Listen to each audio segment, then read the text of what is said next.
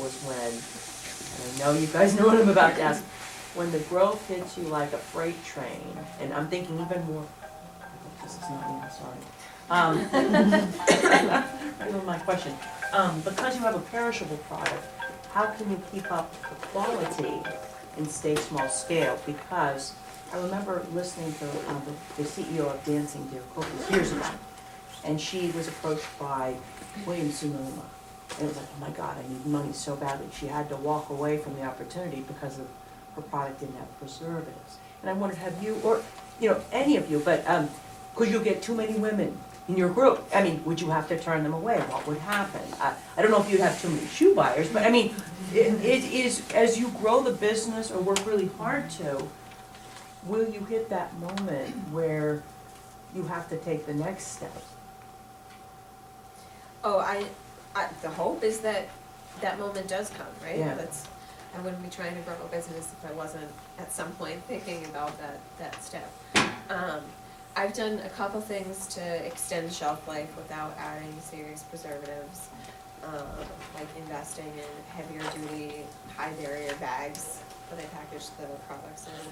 I'm still working on testing out the real shelf life of that. But yeah, that's the keeping production going and keeping the quality up. If you can believe it, I still actually have a hand in making just about every product in the kitchen. So since opening the shop, it's been a lot more overwhelming, and I'm starting to hire real, like, professional people with candy or baking experience to take over some of that. So for me, some of it is equipment and some of it would be people, which are both very intimidating. And then knowing what's going to be too much. The last thing I want to do is say yes to something that would actually, I'd either have to take a step back from it or deliver something that's not. I guess to Mary Jo's question, it's about like managing growth. And That's so really what I was trying to say. Yeah, so do you have like a plan B? Like what happens if Whole Foods came to you tomorrow and said, we want to put it in like Or when the 100 major hotel stores? said, we want you to be our Like, treat. do all of I have you delivery guys? at Copley Square. Okay, I'm just saying. But like, do you have like, okay, That's- I already talked to this bank manager. I know I can get this loan out, or I Right, have friends I mean, and family that are gonna swoop in and try I to. do have a relationship with the bank, and developing that before you actually need money is the thing that all the bankers say is, having that relationship instead of coming to them being like, oh my God, hello, my name is Lydia, I need your help.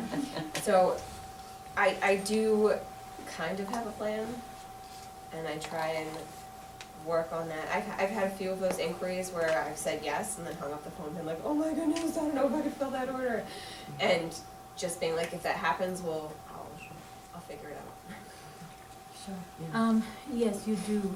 You constantly think about that growth.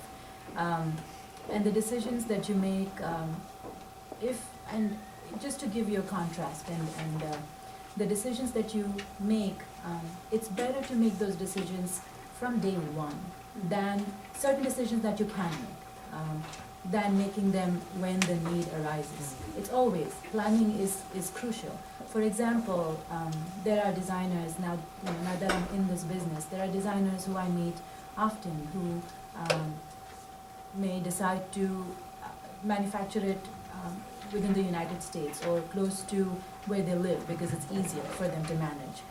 Instead of looking at the cost of goods, looking at the scale that they can get if they were to move, let's say, overseas. And I'm not saying taking the business away from the country, it's just thinking about scale. You can grow and give back to your community in many different ways. So that's one thing, just production capability and cost of goods. Secondly, distribution channels. It's always good to know who can fast move your product. It's always good to have them. And again, going back to the networking, knowing that they are there, they believe in your product, they have seen you grow, so that when that time comes, they're there. It's you saying, yes, I'm ready now, as opposed to, them. So that's the other thing. Third, monetary, the capital need. It's always good to have a rainy day fund of a certain level, and having relationships with lenders. They come in different shapes and forms, but any lender who has had that relationship with you. So relationship. You always have your relationships well ahead than when you need them. And then still you're gonna be surprised with something. But as much as you can anticipate and be ready for it from day one. And I'll just give you, if we have time, I'll give you this example. I have this, through networking, this friend who started her business, went with the wrong choice of manufacturer or the person who was making the product. She was cautioned against it, still because of lack of time, etc., went forward with it. It's just this one launch and then I'll move away from them. I know that they're not the best, they're not giving me the best cost, etc.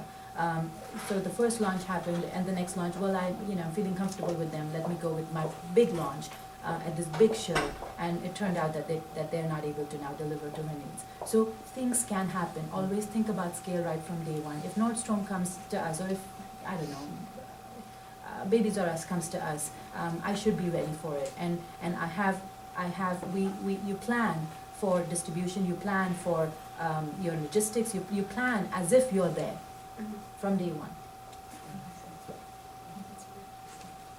Thank you. Anyone else have questions for our panelists? It might just be for Manasi, is that his name? Manasi? Sorry. Did you have to go through like a patent process? Yes, you Talk have about to. that. Yes. Because it was a new idea, it was something that I had innovated. I had to go through the patent process. You protect your intellectual property. You hire a good lawyer who covers the claims very well, because even patent creation is, some do it well, some not so much. Your claims have to be broad enough, because if it's especially a mechanical patent, not let's say in the IT world, we as a part of Fidelity, we created certain ideas and patented them. They were very different than a mechanical patent. Mechanical objects and patents can be very easily worked around, so you have to have a really good lawyer. Then also, someone might say that go for the patent and then also file for an international patent. Patents and filings come very expensive. So again, I'm going back to the point that I'd made, the feedback loop. Make sure that whatever you're patenting has a need. So test it out. Make sure that it is something that it's worth paying for, because you're going to be paying a lot of money. Once you get that feedback, then you say, okay, yeah, now it's worth. Because if you expose your product to a very large audience without any cover, that's a mistake. But you can expose the product to a small audience, and there are these. I'm not, without getting into the nitty-gritty, you can go through it in phases. Expose yourself to a small, limited audience, and so that you don't have to spend a lot of money up front. But I would recommend, if you have something that requires intellectual property protection, that you definitely get it. If it's an idea that can be marketed internationally, that you do get the international patent. And then again, there are phases that help you, so that you don't pay everything up front. That you go for that, feedback, and then pay as you go along. Particularly for Rachael and Manasi, it sounds like you made pretty drastic moves from your previous careers into the new business. And I understand the key of networking, but where do you start when your career is so corporate focused and you have such a different background from where you're headed? For me, I just felt I was ready to do something different, and also I have a baby, a 10-month-old and a 4-year-old, and I felt innately that I needed to make a change in general, from working full-time in an hour commute and 10-hour days and that whole thing. I said, that's unsustainable for me right now. I need to have some more flexibility in my life. It's hard to find that in corporate America. And I felt that with my passion to bring Mommy Bites or something like it to this Boston area, I thought that it was kind of like my gut was telling me that that was what I needed to do. And so I kind of went in phases. Like I said, I would be working and I would be doing Mommy Bites on the side. So I did sort of take it slowly, but then you hit that point that you're working full time and you're doing this full time, and then you say something needs to give. And then I decided, let me just make this leap. So it's hard, you know, it's a hard decision to make. You need to have a very supportive, you know, network around you. Like my husband was very supportive, even though maybe my mom and dad and brother were more, they were like more nervous for me, just saying like, I can't believe you're gonna take this risk. It's just in their nature. Whereas my husband was like, let's do it, now or never, you know? So you get these like sort of angel and devils on your shoulder, and you sort of know what you wanna hear and what you wanna do. So I think that there's kind of there's gonna be a macro issue in your life that you're trying to solve first, and that for me was getting more flexibility and getting more of my own hours and having more time with my kids. So that needed to change alongside with the passion that I had for bringing this. So I think both of those working together made me make that leap. So the question, you know, if your question was how do you start creating that network, right? If you make such a drastic move. And that was one of my biggest challenges when I came from, if you asked me, how do you create a web application? Then I'll tell you what kind of skill set you need, what are they called. You need one architect, two analysts, one who writes an SRE, SDS, and da-da-da-da, you know, and here's the project line right here, and you're all set. And that was not the case. I didn't even know, other than apparel designers or fashion designers, that's a glamorized, you know, term for this one person who, I did not know what kind of skill set I was looking for. I had no clue. LinkedIn came in very handy. So I knew that I needed this XYZ profile. So I looked at that profile and lots of matches came up. And then I went through another filtering criteria and I found that one person, a couple of candidates, but that one person that I wanted to get in touch with. And then I just, you know, I approached that person through an email. And that's how I got connected to the one person. And there was another term that I have heard, and it's called widening the bullet hole. So you got one person, and then their network becomes your network, and then their network becomes, and that's how you increase your network. So the one person gave me access to the technical skills and the people who had those technical skills, and I got my product development team, a kick-ass product development team, if I can say so, wonderful. And then you know, safety was another. But in the beginning, you do waste a lot of time because you just don't know who you're looking for. And is anything that you can do to shorten that time. Again, going back to the network, there will be, it's an organic process, you will spend a certain amount of time. If you're able to be smart about it, maybe you can shorten that time. But use these resources to your benefit. LinkedIn, Center of Women in Enterprise, CWE, is another one. There are volunteers who are able to provide free consultation for a certain number of hours. Make use of that. Get connected through these entrepreneurial, like Rebel Mom, great community. You know, make sure that the 5 becomes 6 and 7, and make sure that, you know, you meet every single person. You don't know who you're going to be able to connect, you know, at the end of the day. And LinkedIn, again, be on LinkedIn if you're not. Go back home and get connected on LinkedIn so that their network becomes your network. Network is extremely important.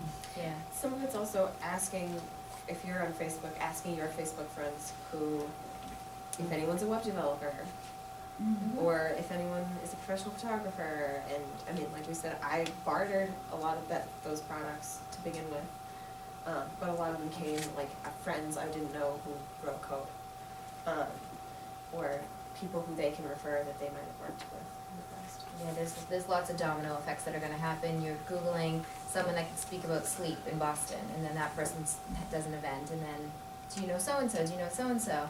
Then now you have all these people in your Rolodex that you can call to do an event. Okay, what about a venue? Okay, you get, it's a domino effect. Once you start, and that's what made me take the leap to leave my company, is that I felt like I had all these people, sort of what everyone was talking about before. I had them, you know, on my shelf, ready to go whenever I needed to, and I felt like I had enough people that wanted to blog for me. I had enough enough people that wanted to speak, I had enough people that wanted to do all these things, that I felt like now I can take the leap and actually do this. So it really just takes a lot of time and Googling and LinkedIn and everything else before you feel like you have that shelf of people.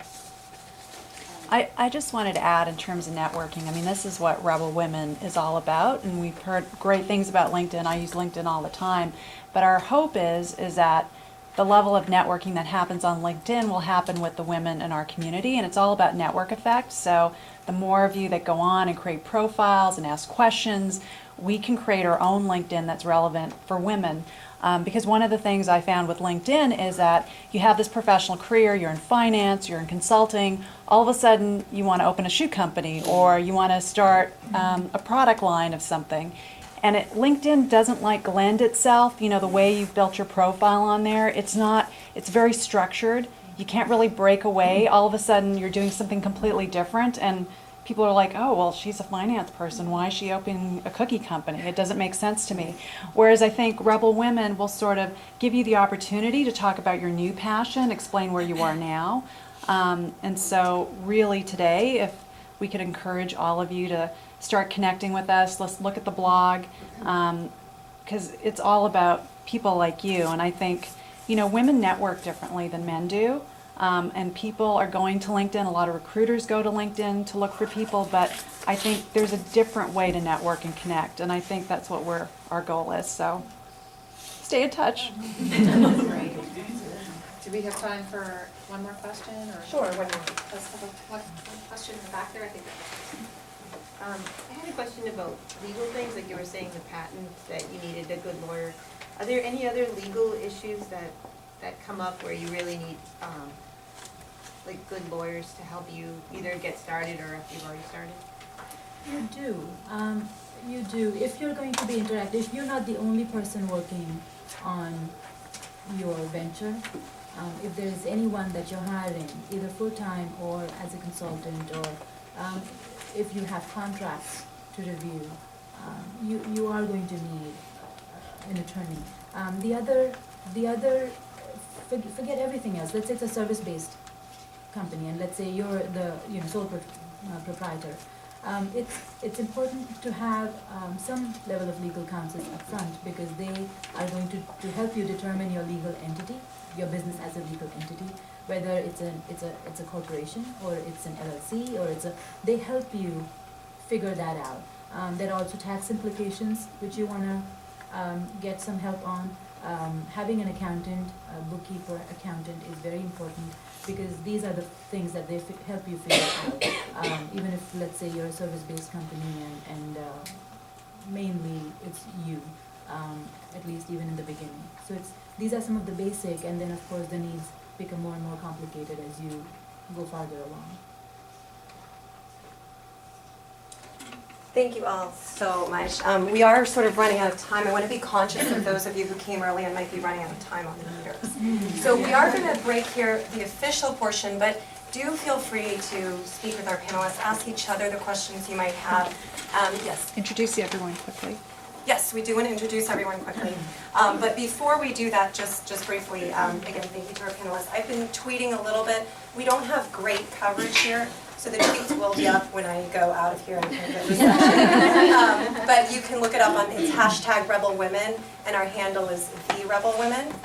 We also really encourage people to take materials from the table. These are all businesses of the women who are here, so please support them. And I think we actually have lawyers here too, so I know a lot of these questions are around legalities. Yeah, we have actually, then Nested Bean has given some postcards with discount codes. If you have anyone who's having a baby shower, or just had a baby, please take those postcards. Behind that there is a discount code. You'll be able to get some discount from our website.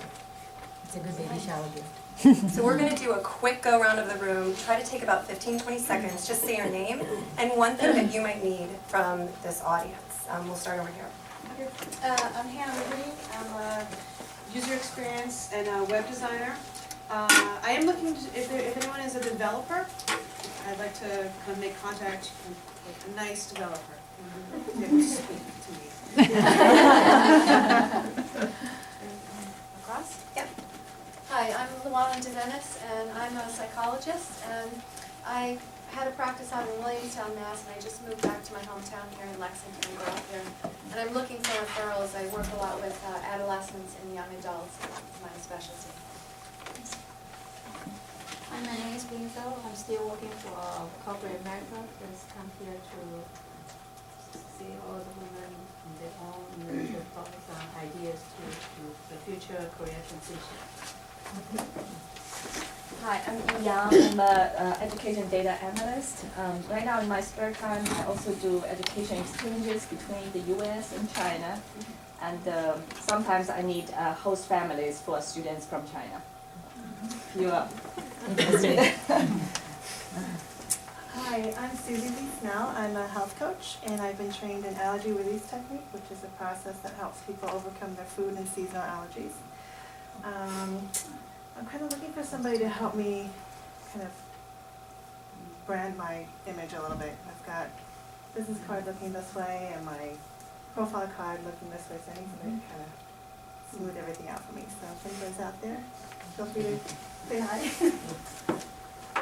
Hi, I'm Preeti Tadikunda. I design bangles, and I'm looking for any suggestions, any help, insights into how I can approach boutiques or get hold of sales reps to try and promote my product. I'm Tina Halfpenny. I am in the beginning of putting together a business plan, so right now what I'm really looking for is time. Well, I haven't gotten there yet. I'm Sally DeGan. I am an architect here in Lexington. I've been in business for about 10 years. And actually I'm looking for a business developer to begin to look toward retirement and partnership and potentially selling my business when I retire. Hi, I'm Janice Pedro. I do accounting and office management. I actually work with Sally.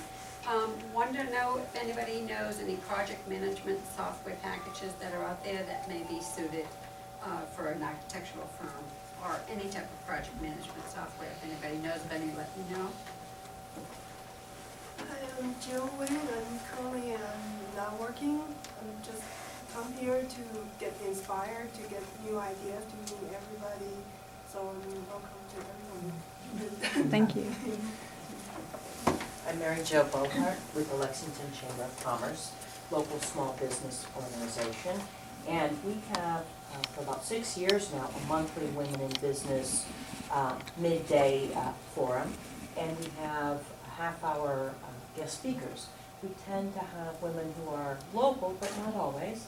And so we're always on the lookout, and I'm sure there's oodles of them in this room, of different professions. That's the one challenge. I mean, there's a lot of women we've had already, but we'd like to kind of get the landscape. So if anyone's interested in being a guest speaker, let us know. My name is Chris Arthur. I'm an architect, and I think of starting a business almost, I have my own business as an architect, but I think of starting a business that's not in architecture, probably daily, and they range from small things to big things, so it's just inspirational. Very nice too. Well done. My name is Sing, and I'm a CPA. I know I want to help a small business. I know a lot of business owners, they know what they're doing, they know about their business, but they're not good at numbers, accounting skills. So that's what I want to do, and I live in Lexington.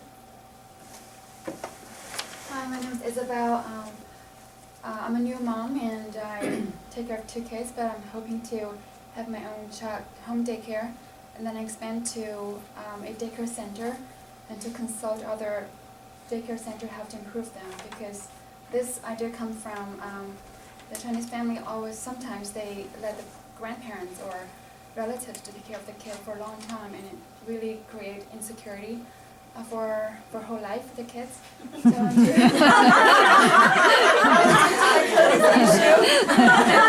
change.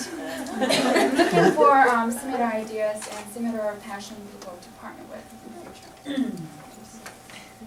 Hello, my name is Jessica Neophotestis. I currently work at a creative agency, so if anyone's looking for marketing or advertising advice, I can definitely help you with that. However, I am currently starting my own business. It's about a month and a half, very new now.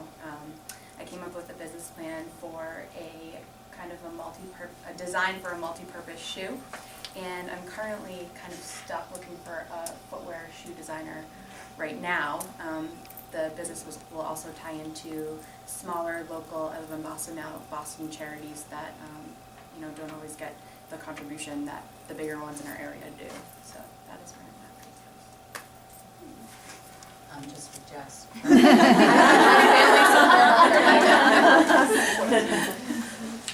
Hi, I'm Amy Garbus, and I can best describe myself as sort of a Renaissance woman. I have my hands doing various little projects in town, and my dream is to probably open a bakery one day, so, but not sweets. I'm Judith Ellen Sanders. We're new to the area, to Lexington. I'm very excited because I have two paintings. I have this nice thing, but I have two paintings I'm excited about. It's the 300th birthday at the library on Sunday. There's an opening. And I've started Art is Possibility. It's a creativity company with books and cards for everyone, and doodling and coloring, because that kind of drifty art stimulates ideas and imagination. I'm Alex Machado. I recently left my career in corporate America and I'm searching for my next path. I have a 16-month-old at home, and my primary drive is to be able to spend more time with her and have balance in my life. And starting my own business is one of the opportunities that I'm looking into. So I'm really just looking for inspiration and a network, and I think I started that here today. I'm Susan Gerlao, and I'm a business and life coach and mentor to women who want to build businesses around their passions and their ideal lifestyle. And I am looking for speaking opportunities. Hi, I'm Pam Winters, and I've actually been an engineer for a very long time. But I've always had an interest in rocks and geology, and I had a business idea that I wanted to start. We're educating kids more with geology, so I would be looking for somebody if they had like any legal skills or geology skills, or like, or just like teaching small kids. My name's Anne Murray. I have a regular job. I do bookkeeping on the side, but I'm just kind of looking for a way of networking and just maybe, I don't know. Hi, I'm Reem Yarad. I have a business called Help Around Town. It's a community job board and bulletin board. So if you need help for your small business, if you're looking for work, if you're available for jobs, it's free to sign up to apply to jobs. And both parties rate and recommend each other, and the ratings appear on the profile. So that helps you figure out who to hire, and it helps you demonstrate that you're a good person to hire too. We also have a bulletin board, which is an advertising board, which you can use to promote your services or your products locally, to link to your website, sell from your website. And this is a really inspiring event, so if you want free advertising, come and see me after. Hi, my name is Rachael Shulman. I'm the Shulman half of Shulman and Hill. This is Jeremiah, my business partner. He's the Hill half of Shulman and Hill. And we have